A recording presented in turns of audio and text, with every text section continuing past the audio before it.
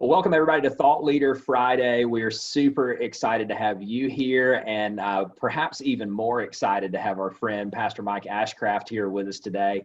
I'm going to hand it over to Mike here in just a second. However, we're really thankful to have you here, Mike. And a number of you got to see Mike as a keynote speaker at our Business Building and Leadership Summit in Raleigh this past October. So we've invited him back to help us sort of further navigate the challenges that we see in today's market and today's world. So here, as always, with my partner in crime, Debbie, and we're going to have some opportunity later to talk to Mike and ask him some additional questions. For now, though, Mike, we're going to hand it over to you, please.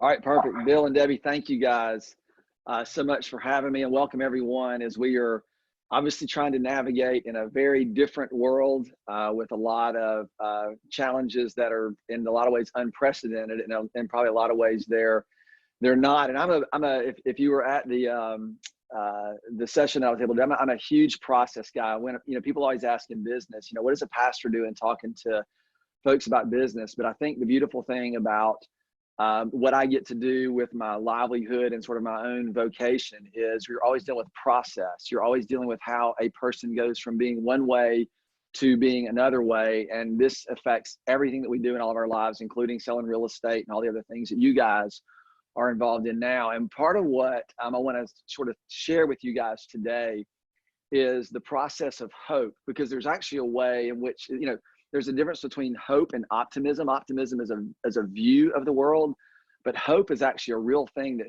fuels human, sort of the human willingness to stay in something that is hard. And so I want to look at that. And before I do, I'll just give you a little bit of context about me and what it is that I do.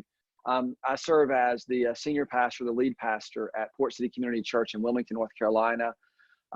We started off in a living room, literally 15 to 25 people in a living room 20 years ago.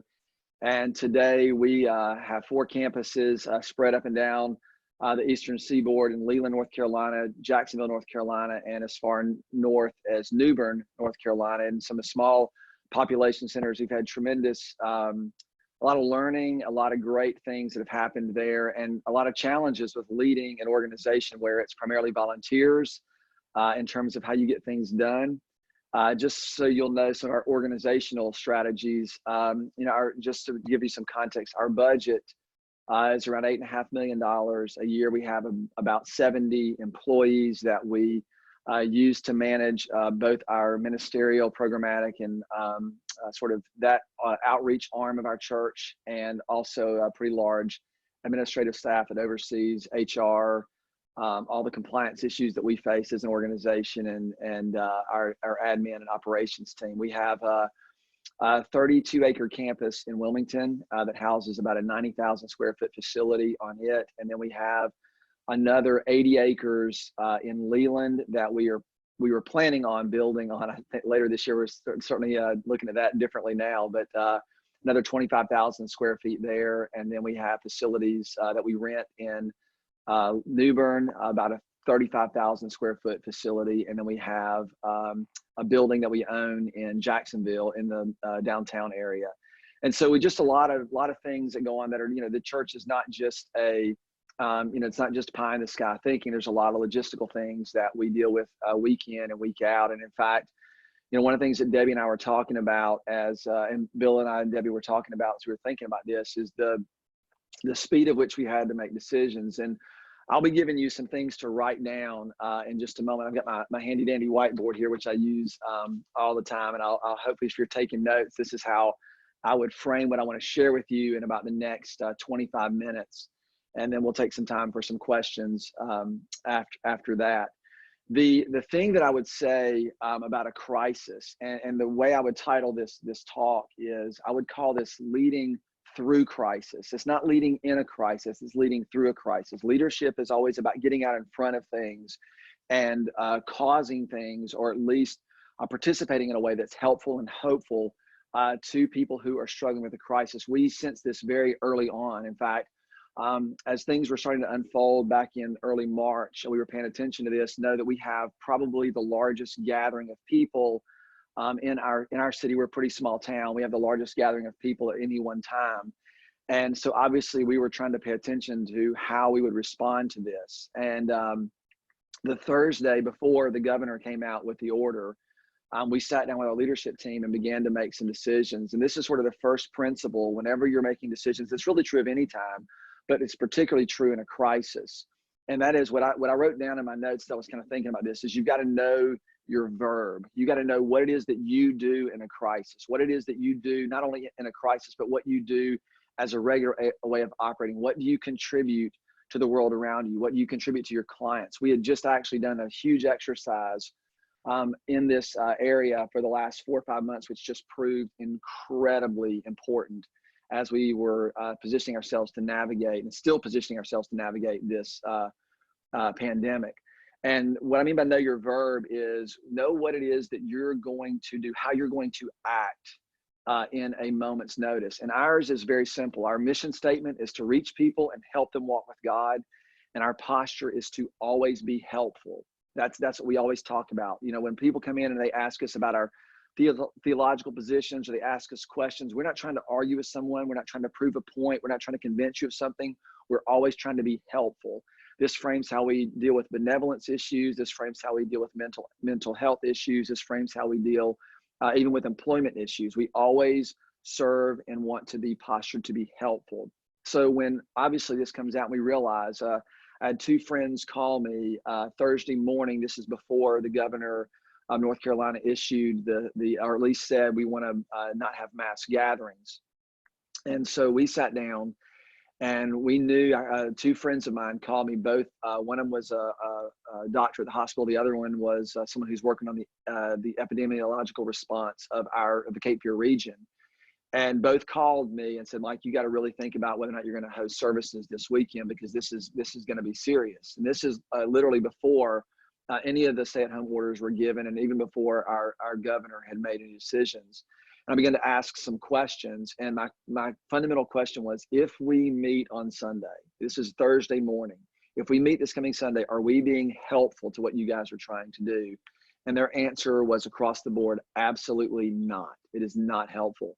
And that framed our response. So even when we went out and we made a statement that day, trying to get out in front, trying to be a leading voice, and we said of hope and of help, because we knew this was going to cause a lot of panic. So if we could get out and say, and we also knew that the narrative would be, oh my gosh, you know, Port City Church is not having services because they're afraid. And that was not our posture at all. As we were seeing this as a sign of help. And that's what we said. You know, we made that very clear in our messaging. And the reason was because we know what our verb is. We know what it is that we contribute to the culture around us. So I think as real estate agents, as business leaders and business owners and business leaders, right? You guys lead industry. You know what it is that you contribute to the world around you. And it's important to stay focused on those things and let those things drive every decision that you're making. These are not insignificant decisions for us as a church. We generate most of our momentum by our gatherings. We were very intentional in how we chose our language. We didn't say we're canceling services. We didn't say because the governor has mandated us not to do it. That was not our language. We said we are suspending our services as a way to be helpful to our community and to the world around us, how to contribute to the solution and not to the problem. And we drove that into our staff. I made sure that everyone understood that if someone says that we're doing this because we're afraid, that is absolutely not true, and you can correct them. Our language is we want to be helpful and we want to be hopeful. We want to contribute to the solution and not to the problem. And we were able to keep that language out in front. And what it enabled us to do was to really get out in front of the narrative so that we were starting to drive the story that our folks were going to tell in their own heads and in the way they acted during this. Because we had a suspicion, I think we all did, that it was going to get worse before it got better. And so that's what I would say is when you're doing your exercises, is to really sit down and just say, what is it that I contribute? And then make all of your decisions according to that. The temptation will be to recoil and to pull back and to preserve things. But I think there's a better way for us to actually lead in this and to contribute to something that is very real in both the real world application of the economy and all the other facets that will unfold in the weeks and months to come, but also I think in the very fabric of who human beings are. And this is the reality of what hope does. So one more thing too, just by way of just to let you know, this is, these are not easy decisions, and I don't pretend this is a, these are difficult things. Just our own decision. We stopped our services, right? That's how we generate most of our momentum, is when we gather, and we suspended those services indefinitely, just like everybody else. And then of course now we've seen that's a standard practice, but it's cost us. It's cost us in terms of finances. Our finances dropped probably 30% in a week.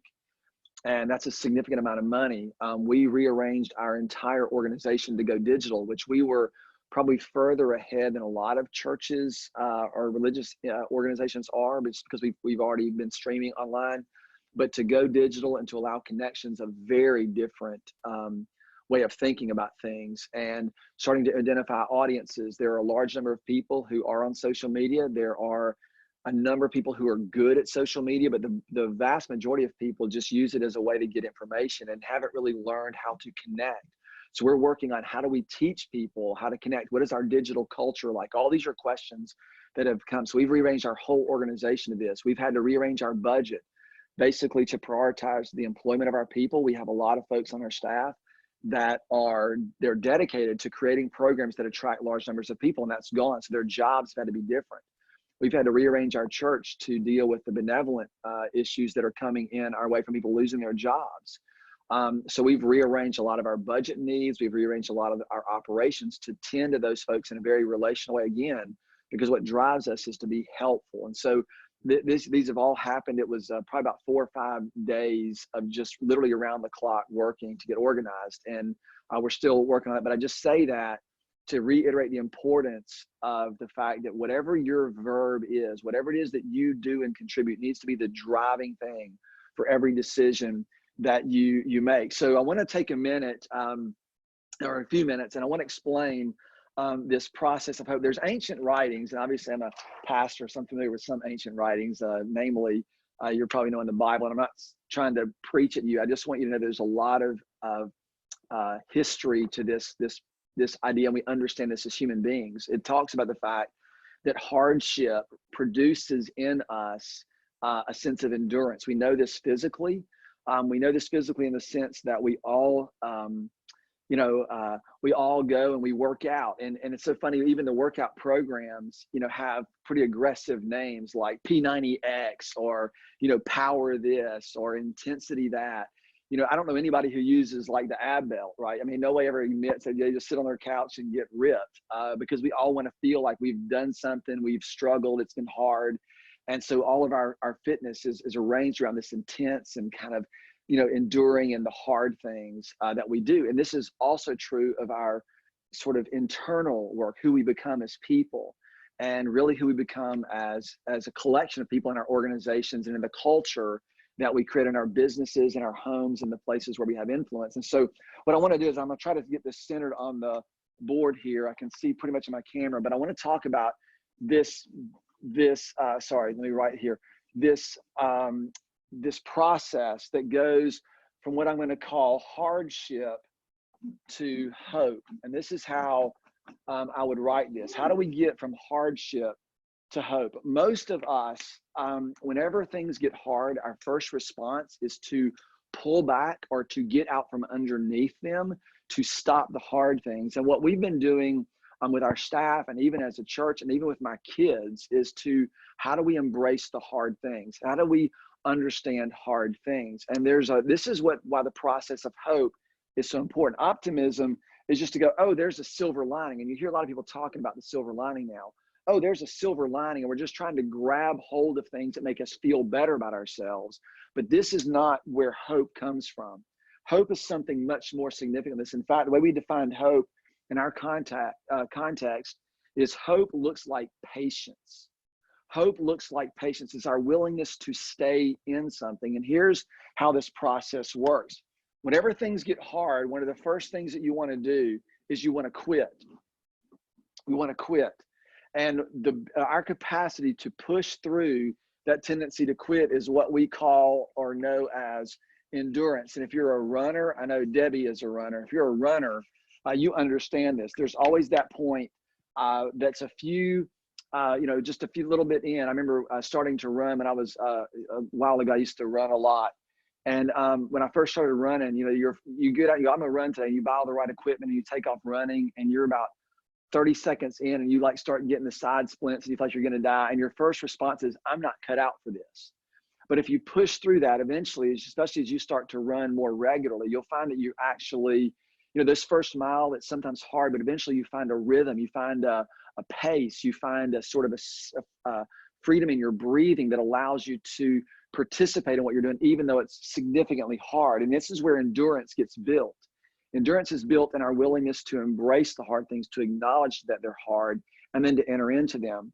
And what this does to us, I think as humans, and this is really important, is endurance actually builds in us a character. At some point you say, I am a runner. At some point it becomes a part of who you are, your DNA, what you long to do, what you're driven to do. It becomes a part of our character. And this is where I think the opportunity for us is, both in our personal lives, with our families, and certainly with our businesses. Your business, your culture in your business has a character to it. And what is it built on? Is it built on competition? Is it built on sort of cutthroat? Is it built on backbiting? Is it built on, or is it built on a unified sense of mission and purpose and vision and what we're actually here to do and to contribute? And this is where this gets forged. Our willingness to lock in and to commit to one another and to help one another is where our character gets forged. And the way I think about this is where we actually get substance to who we are. Can you and I be depended on when everything sort of comes apart? What we have said is, again, I can only use our reference as a church. What we have said is that we want to be helpful, and we want to be a voice of reason. We don't want to be a voice of panic. We don't want to contribute to the noise around us. We want to be hopeful, and we want to be helpful. And everything that we're doing, this is what we're looking at. This is who we are becoming in this posture. And it says that the last thing is, out of this actually produces hope. Hope is a source of that fuels our willingness to continue in, and hope actually comes out in a way that is beneficial to other people. It actually helps us give and contribute ourselves to other people. The thing that the crisis does, and particularly what we're going through now, that does like nothing else has and I've seen in my life, is something that I'm gonna pull this off. I'm gonna draw you. Sorry, that was loud. I know. I want to draw you another diagram. If you were at my last time with Bill and Debbie, I drew this diagram because when it comes to forging our character, there's a way that this gets done. And the way it gets done is the way I call it, and there's a couple ways to write this out. I use the phrase encounter, formation, expression. And this is the way in which we become who we are. I think this is true of our personal lives. I think it's also true of the cultures that we live in. Encounter is what it is fundamentally, and I just always draw eyeballs. It's what we see. It's what we encounter. It's what the worldview that we have. So whereas optimism can sort of fuel, or it can frame our view of things, it's not sufficient for producing something in us. What we see, though, does have an impact. And the impact is on who we become. Formation is what happens in your heart. If you see things through a particular lens that causes you to become more and more and more cynical, it's going to affect your heart, which in turn is going to affect how it is that we live. Our lives are the expression of who we are as individuals. And who we are as individuals comes on what we encounter. It's not just what we observe, but what we encounter, how we process what we observe, what we collide with, what informs us, what affects us, the influence that the world around us has on us. So a crisis causes something to happen to our hearts. What has historically happened in our lives, especially with the advent of social media, the speed and the pace of which things we naturally live in, the process between here and here is almost instant. You can be at a concert or on vacation, and you can be beholding some beautiful thing or something very inspiring, and you can immediately create sort of an outlet for it. And what happens is the speed between what we see and how it comes out of our lives is just super fast. And so a lot of this process in the middle gets bypassed. And what we're seeing now, because we're not getting out of this quick, this is not going to be a 2-week fix or a 3-week fix, or it may not even be a 2-month fix. What's happening is we're going to have to stay in this meantime for a lot longer than we anticipated, and it's a lot longer than we're used to. The endurance that is going to be required for us is significantly slower and longer than what we're used to. And I think the opportunity in this is for us to pay attention to what happens to us as human beings. I heard a friend of mine say that when the story of the coronavirus is over, what kind of story will they tell about your response and your life in this? I think that's a really important question for us to consider. When all this is over, do I want people talking about me or talking about Port City and the way we contributed to the solution, or the way we defied things and contributed to the problem? Do I want them talking about the fact that we were a voice that brought hope and help to things, or were we contributing to the chaos and the fear and the cynicism that occurs? Were we leveraging our organization to go out to serve our community in ways that were helpful, or were we pulling back and holding up and protecting our own? Like, these are all the choices that we get to make right now, and all of these things inform who it is that we are becoming. The last thing that I'll say, and then we can take some questions, and Bill, I think, and Debbie and I can have some conversation around this. The thing that I would say is so important, at least as a leader, the two things that were sort of helpful to me is, leadership thrives in chaos. Like, that's like when everything is smooth, you don't have to be right. Smooth seas don't require a skilled captain. I can operate a boat in smooth seas. It's when things get rough that the skill and all those things are necessary. We understand this. But chaos, right, is where is sort of the birthplace of creativity. Whenever things aren't like they ought to be, this is where we get to bring our best thinking to bear on things. And I read this too, and this helped me a lot, that chaos is actually an opportunity to arrange everything. And this is something that I don't think we should be like, oh, gleeful about and going, oh, this is so exciting, but rather it's a sobering thing to recognize that even in our church, like in our world, everything is turned upside down. Like, 3 weeks ago, no one was concerned significantly about our online presence, and now everybody's concerned with it. And so it's a chance for us to rearrange the way we think about connecting people, the way we think about leveraging our resources, the way we think about serving our community. It's so in real estate, these are chances where all of this chaos allows us to rearrange all the pieces. And to me, where the leadership is to start forecasting, or start considering, or start dreaming about what that looks like. And for us, again, you have to measure it, because this is not like we're like rubbing our hands together going, oh, this is an opportunity for us to do something different. That there are a lot of people who are going to be really hurt through what has happened. We can't lose sight of that.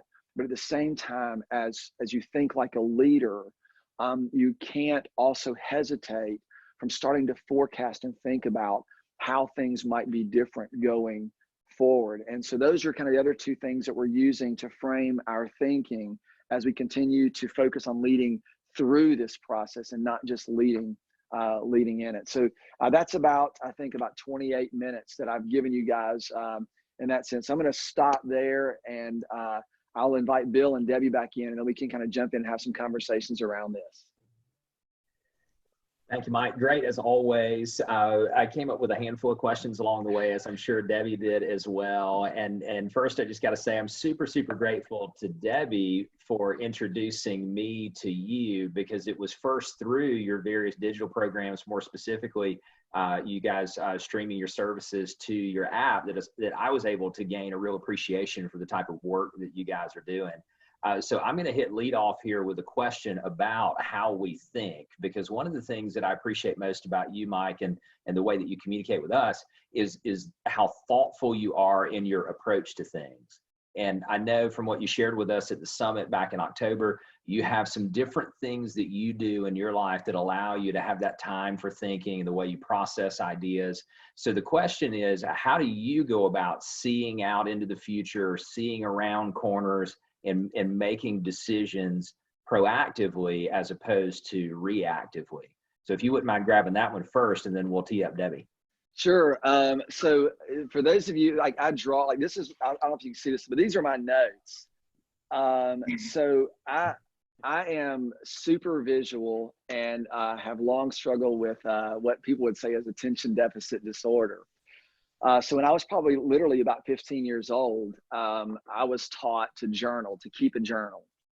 And it became something that was just very, very important to me to chronicle my days. And over the years, I've obviously been, I'm not 15 anymore. I'm actually 49. And, but I've been keeping a journal very consistently for, since I was 15 years old. And it's not always clean. It's not always, much of it would make no sense. In fact, I've told people I'm going to bury my journals with me because people will think I'm absolutely nuts if they read them. Because I'm not afraid to write things down that I'm thinking. And what this does is it helps me. I mean, when you say, how do I think about things? It helps me to actually think. Because what a lot of people do, especially, anxiety comes when we don't have any way to deal with what we're thinking. That's really what it is. It's just the chaos that emerges when we get thoughts built on top of each other. And then we're hardwired to create stories, to complete circles, if you will, in our thinking. And what those often, they spiral out and they become like worry and fear and fret and anxiety. And I'm not immune to that. So what I have to do is I have to kind of get, write things down, get perspective. But one of the best exercises I found for sort of in leading this is I use the phrase, what I call disruptive thinking. The longer we're alive, the more apt we are to think the same way we've always thought. So I'm always, when I'm talking to someone, I'm always listening. Are they quoting me books or learning that's 15 or 20 years old? Or are they talking about things they've learned in the last 2 months or 3 months or 5 months? And again, the longer we live, the more we say, we don't realize it's been 15 years ago, but it's been 15 years since you've thought about a particular thing. And so if that happens, the odds are you're going to continue to think about it that same way unless something pushes up against it. So like, for example, I'll notice that we were posting stuff on Instagram. This is going to be a real churchy example, but this is the best one I can think of. So like whenever you see a picture in a service that talks about worship, what they always show is a large service with music and lights, and there's some kind of artistic shot. So what that means is everybody thinks of, quote, worship as a particular thing. So you go in and you say, all right, I want you to think about worship and I want you to think about this, but you cannot use a large room. You can't use lights. You can't use a stage and you can't use music. You start putting limitations on how people can consider things, and it forces us to think differently about them. I joke about our congregation. I told him, I said, I have a psychiatrist friend of mine, and he suggested me, he said, Mike, you need to try to brush your teeth with your offhand. Like I'm right-handed, so you need to brush your teeth with your left hand. And if you try, I'm not joking, I do this, but you can't even find your face often with your left hand. But what it does is because what you do is you pick up your toothbrush and you brush your teeth and you don't even think about it. There's nothing about your brain that is function. You're thinking about all the other things. You're not focusing on what you're doing. When you pick up your opposite hand, all of a sudden you're like, man, I can't even find my face, right? And you have to focus. And then you find your right hand is doing all this other stuff behind you.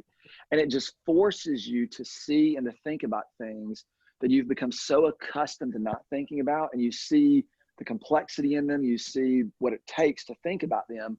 And that's a really silly example, but imagine your organization, what everybody's craving right now is to get back to the way things were. And what that means is that we have a system of thinking that already exists, and we're trying to take everything in the future and put it back into that box. And it's not to say that might not happen, because it certainly might, but what it's also to make room for is to go, what if things are different? How might they be different? What if, and so we've been just going through a lot of lists of those kinds of things, but the idea of disruptive thinking is really important. It's probably how, the real estate world, the music world, the publishing world have all been affected by this digital influx, where someone just fundamentally said, what if we do things differently? And then boom, here we are. Yeah. I love the idea of disruptive thinking and the framework of that, and challenging long held assumptions. So Debbie, your turn. What you got next for Mike?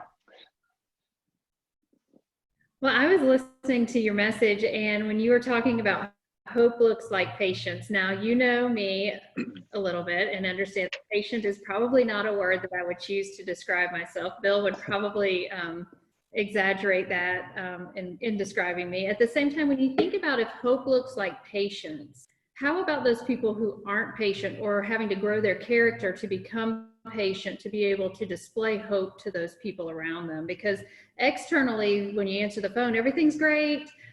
This is our strategy. Here's what we're going to do. And internally, it's a mess. So what encouragement would you give, or what thoughts would you give around that? Hope is patient. Looks like patience anyway. That's a great question. I think I just talked about this week, because I've been thinking a lot about this. I think that people have the wrong definition or the wrong outcome of patience. We think that patience is basically our ability to put up with people or put up with things. And that's not the product of patience. Patience doesn't become patience until it emerges in something else, namely hope, until it emerges in our empathy and compassion with a person. So the way I think we deal with this, and I think it's something that our smiley kind of, even the social media culture has perpetuated, is that everything is awesome. And I'm as chronically optimistic as anybody you'll find. But it's not blind. And it's also, I think what helps me hold that view is that I'm very honest about what I'm feeling. And I think that's something people don't give themselves permission to say or to do, is to go, this is really hard. To sit down with your staff and go, this is really hard. We're going to make sacrifices. It's going to require something from all of us. And it's not going to be easy, and be unapologetic about it. Where there's uncertainty, acknowledge it. We don't know how this is going to turn out, right? I mean, our staff is looking for us to assure them in a lot of ways. And there are a lot of ways, frankly, we can't assure them. We can't say this is going to all be a certain way. What we can pledge to them is we're going to be here for you. We're going to work together on this. And at the same time, like I said, I keep a journal. So I have a lot of ways to go, this is maddening, this is frustrating, this is irritating, I'm tired of this person's making me crazy. And what it allows me to do is to sort it out, and then be able to say, okay, now what's the right response to this? If I'm going to step into this as the kind of person that I want to be, how am I going to respond to this? Where does that need to come from? How am I going to draw this out of myself? And I think the biggest thing is to get a bigger vision for patience, right? Patience produces hope. If it's not starting to emerge out of you into empathy and concern and care for other people, you haven't quite gotten to patience yet. That's the process, and that's what you're looking for. And I think that's something that just doesn't really get talked about, or we don't stay in things long enough for that to actually occur. Does that answer your question somewhat? So you hear that? Yeah, it does. So you hear that, Bill? So I do have empathy for others, and I do look to the future. So I have patience. Look at me. I'm not stepping in that trap. I know better than that.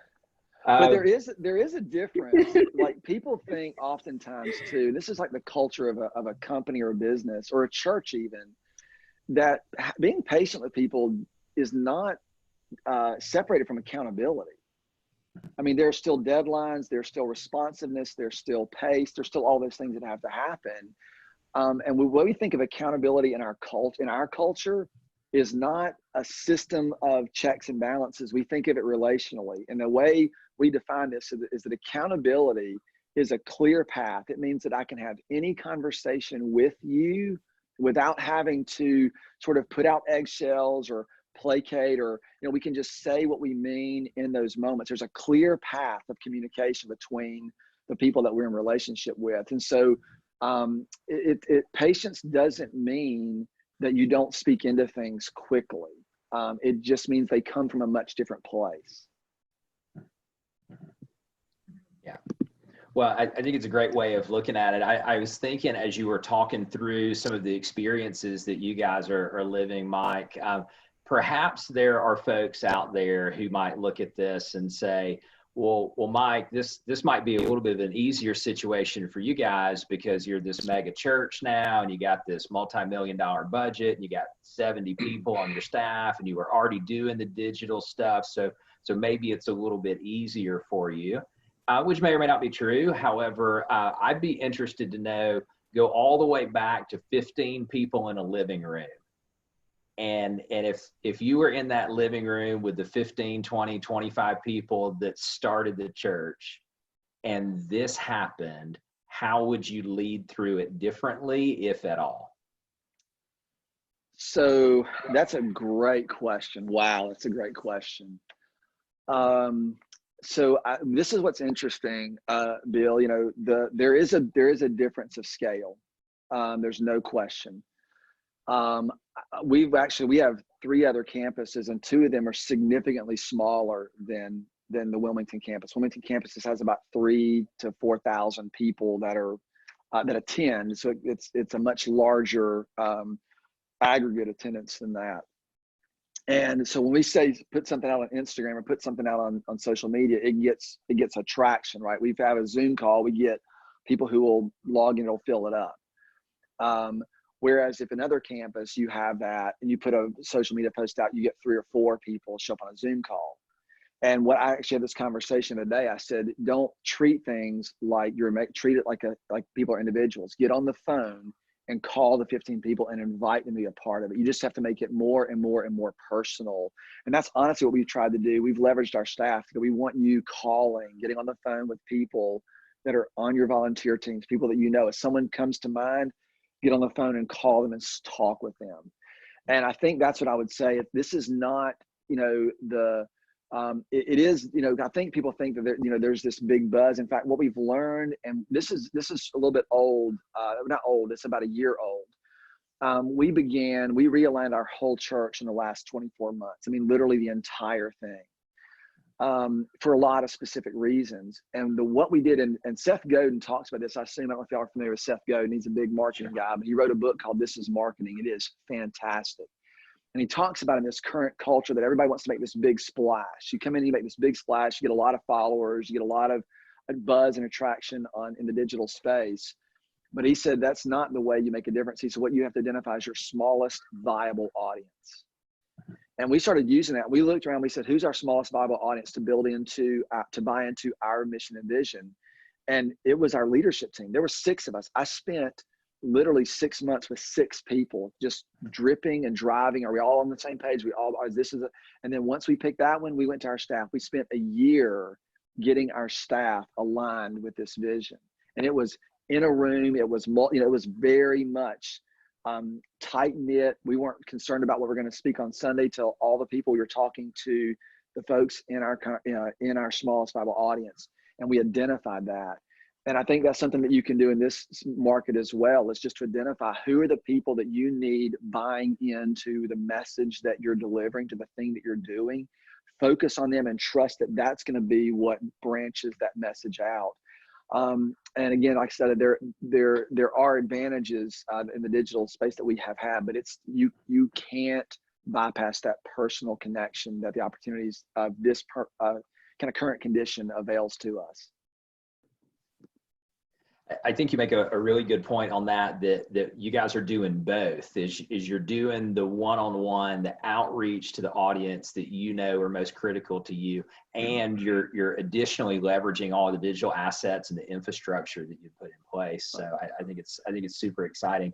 Debbie, back to you. What's next for Mike? I think let me enter one more thing if I can. Sure, of course. I think one thing that people are forecasting, because we're we're not like, when I'm trying to think about this, when they lift all these stay-at-home orders, do we really think that people are going to flock back into an auditorium with 1,000 people in it, where people are rubbing shoulders and shake? I don't know that they are. Right. And so part of what we're thinking about, because what we're doing, the digital thing is not just to go, oh, we had 100 views or we had 1,000 views. That's not our metric. Our metric is how are we learning how to connect with people in a digital format, for the purpose of reconnecting relationally and personally when this happens. That's our lens, not how many people are going to flock back to our church, but how are they going to connect with each other personally when that becomes the norm again. And we don't know what that looks like, but I'm trying to keep us from using the metrics of the number of views and the numbers, and start talking about how are we doing with connecting. What does it look like? And I've got trying to chronicle illustrations and things, stories that help us identify those right now. Mm-hmm. Beautiful. Beautiful. All right, Debbie, back to you. Yeah, so for me, it's a couple of observations. You mentioned about normal, and we hear the catchphrase, the new normal that we're going to see moving forward. And like what you're saying, will things get back to normal? I think, yes, they'll get back to normal, equivalent to whatever normal is. So you may find that you've attracted more people from outside of our area that are now tuning into your services. So your impressions or likes or engagement is actually higher than the people sitting in the stands, more or less, and we could see that from any sporting event as well, concerts, that sort of thing. So I think it's looking at how are we staying ahead of what's going on. Like you guys are really focused with that digital space, and we're working really hard to encourage our people to stay ahead on that digital space so that they can help self-describe or self-prescribe what new normal is. So that was one observation. Another was when we had our call earlier this week, you were speaking about what's your verb? What is your verb going to be, which you shared with the listeners today. And so I've given some thinking time to that, and I'm going to encourage Bill too at the same time. I keep going back to impact for us. That's one of those words that we started talking about at the beginning of 2018, and we have used that really as a filtering lens as to everything that we put out there, from the Thought Leader Fridays to additional coaching opportunities, one-on-one group, webinars, that sort of thing, and always looking at that. How are we impacting people's businesses for the positive? And if it doesn't allow for impact, we're not going to do it. And so that was one of those things. I think that's a huge underscore. Make sure that if you're listening, those that listen, choose your verb. It goes back to that my one word, but choose that verb. What is that headline? Yeah, what does that headline read that when this is over, you're going to be able to talk about? So. Yeah, and Debbie, I think you bring up two. So really what will your points. headline read, Mike? So I hope it's helpful and hopeful. That's what we've said. We want to be helpful and hopeful. But one of the things you mentioned, the thing that I think the disruptive thinking part, when we think about new normal, we actually get a say in it. It's not that. And I'm not afraid of what was, but I'm also not afraid of what might be. And we get to say what it is that we want this new normal to be like. We get to contribute to that. Right now, that's the whole idea that in chaos, we get to rearrange everything. That some people are going to go, man, I've really enjoyed having my kids at home and doing school this way. And that might inform decisions for them going, other people going, oh my gosh, I can't wait to get them back, right? But the other thing I think you bring up is why it's so important to understand what we're doing, what you're actually doing in these moments, because you're right. We're getting a lot of traction from all over with the digital reach, right? But what I have encouraged our staff to focus on is how are we connecting with the people who we know are a part of our congregation, because we can get a false understanding that, man, we've got all these views, our views are up so much, but they're all in Alaska. And that's not a bad thing. We'll figure out how to leverage that. But our focus, our responsibility, is to our local community. And if we are focusing on the folks in Alaska at the expense of connecting with the people who are our responsibility, we're not doing what it is that we say we're going to do. So as I'm saying, there's a lot of things that happen in all normal times, that the kind of the shiny objects that attract our attention to go, oh, we're really being successful, or this is really happening in a significant way, but it's not actually what we ought to be looking at. And that's what I keep kind of coming back to, is we get to pick and establish the things that we deem are important to us and focus on those things. And that's why, especially leading to a crisis, is so important to stay focused on those things. Yeah. So maybe let's do one more question each, and then we'll have Mike wrap up, as we've got another maybe 10 or 15 minutes here together. So Mike, as I was listening to you talk about encounter, formation, expression, and spending more time in formation and the endurance that's required to be there, it resonates really, really well with the messaging that we carry through as well. So what would be your suggestion or suggestions about the building of that endurance and the mindset that comes from knowing you're probably going to have to dig in a little bit harder than you're used to? So I hate to be the shameless plug guy, but this is really where my one word came from. It is the simplest, most effective exercise that I've stumbled on in terms of this, because it starts with a vision. It starts with the vision of who it is that we want to become. It starts with, what kind of person do I want to be? And I put that down, I put it down in writing, and then I whittle out everything to get it down to one word. We talked about that process. I think we did that at the summit in October. And part of this idea is that you've got to stay in something, for a long period of time. That's why I said focus on it for a year. If you do that, and I keep in my journal, I keep my word at the top of my journal every single week, the top of my planner every single week. If you're a digital person, put it on your screen saver, put it on your computer, put a sticky note on your dashboard, whatever you have to do, because it really requires you. It's not just something you do 10 minutes in the morning and then forget about it. It's got to be something that you're looking through all the time. And it's like brushing your teeth with your left hand, right? The more that the more you're disrupting your normal way of thinking, the more you're going to see things you haven't seen before, and then observe them and identify them. For a long time, I thought that, I had a really hot temper, and that's how I would describe it. I'm a hothead. And then you go, well, I have an anger problem. And I didn't have an anger problem. I had a contentment problem. I had an unwillingness to deal with anything that wasn't my way. And that's ultimately a selfish part, right? So you start to see things that you wouldn't ever see. And then we end up trying to solve all of our symptoms or deal with all of our symptoms and never getting to the root of the problems. And that, to me, when you're thinking about the formative process, it's just a willingness to focus and to carve time over a long period of time. You don't have to be a monk. I know we have busy lives and such, but you do have to make it as important as, exercise or eating right or teaching your kids. It is a high priority for me. And I recommend that to everybody else. Sure. Awesome. All right, Debbie, so you have the honors with the last question before we wrap up with Mike. Wow, last question. So thinking about our business leaders as a whole and the teams that they're leading, when you think about how, because you use the word accountability, how that accountability is showing up in business now that things are different. Obviously, we've gone to more virtual meetings, virtual conversations. As you referenced, your own personal staff is having to change job duties around to accommodate the new normal for today. How would you encourage them to continue to drive that force? And for those people that aren't the leaders that are tuning in, how can they show up for their leaders to continue to drive that force? I think it's like being honest and authentic. We've had to get our staff to really be willing to say, okay, what I'm doing in 40 hours, I don't have that anymore. And so they don't feel like they're going to get fired or let go because their jobs, to be willing to do that. So I think it's got to be very proactive.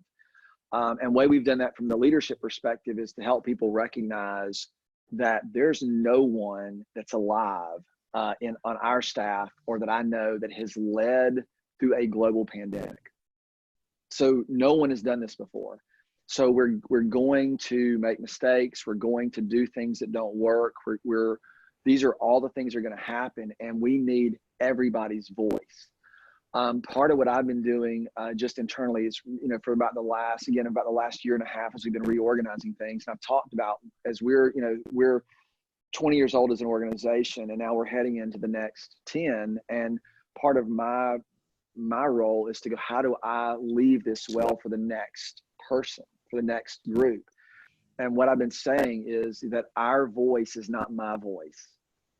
Like, although I have the biggest microphone and sort of the loudest voice in our organization, my voice, our voice as a church is not my voice. And so really getting buy-in from the people that are levels and the next generation of leaders. And what I need, as a leader, what I need is them to step into responsibility, for them to bring their ideas to the table, and we can edit them later. Like, I don't want people, we just acknowledge in our culture, we just say the first idea is never the right one. So if you don't have 15 or 20 ideas, you have not thought hard enough, and you need to have bad ideas. I often always throw out the first 5 terrible ideas so that people feel like that's acceptable, it's permissible, in fact, it's necessary. And that's what we do in that. I think from people who are leaders is you've got to get your ears open and recognize that there are a lot of things that we do not know yet.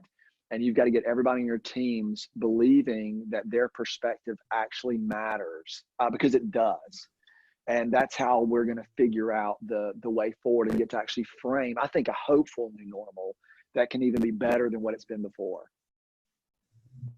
Yeah. And getting those people that aren't the leaders vocal enough to then present those ideas, and having that open forum to have those ideas presented, because something really great could come out of that. It's essential. I mean, I speak for myself. The things that we are doing now did not come from me, nor even from our leadership team. They came from the trickle, from people who just see things differently, and that's invaluable for an organization. So, Mike, I don't think it was actually a shameless plug that you were talking about my one word and the suggestion that you made. I pulled this off of the window that sits right above my desk, which was, so Debbie talked about her choosing the word impact and the way that has permeated through our organization since your talk with us back in October. And this is my reminder to focus on the core of things, the core of my body, the core of my family unit, and the core of our company. So thank you for the impact that you've had on us. So Mike, I'd like to give it to you for a parting word or suggestion to our folks, and then Debbie, you can wrap us up. Yeah. I mean, really just picking back up, the thing that's most important, I mean, listen, the economic impact I know is going to be significant. We all know that. The difficulty that's ahead is real. I think what I would encourage is two things. One is who you become as an individual, who I become, is really important. And it's hard. I think there's reason to be hopeful. I think there's reason to be optimistic. But I think it's going to take our best efforts, going forward together in this. And that's honestly why I'm really honored to be a part of this, because it's just a way, hopefully, that my voice would be used to encourage you. What you guys are doing, Bill and Debbie, for people, but also what everybody listening, what you're doing for the people who are looking to you is more important than you know. And the more that comes from who it is that you're actually becoming, the more powerful and the more pervasive it is. And I think if we focus on doing that work, everything else will really begin to take care of itself. Fantastic. All right, Debbie, bring us home. All right. Well, I want to give one more plug. So if you guys are interested in following Mike, you can find them streaming on Roku, Google Play, Apple TV, at portcity.tv. You can also find them in your Google Play Store and Apple Store for their app at Port City Community Church. So definitely want to give you those ways to reach out and connect with Mike and the various things that they're doing throughout the community. We're usually giving shout outs, right, sponsors? So I'm going to give a shout out to all those seniors out there in our local area. I have a senior graduating from Hoggard this year, and they're experiencing a whole lot of change and a lot of growing up really quickly outside of what they thought their spring and summer was going to look like. So shout out to all those seniors all the way from 5th grade graduation, middle school graduation, high school graduation, college graduates, all of you guys. Big shout out to them. So thanks so much, Mike, for being with us. We appreciate your time, and we look forward to catching up with you again soon. Thank you so much. My honor. Thanks, Mike. Great to see you. Thank you, guys. Y'all too. Bye-bye.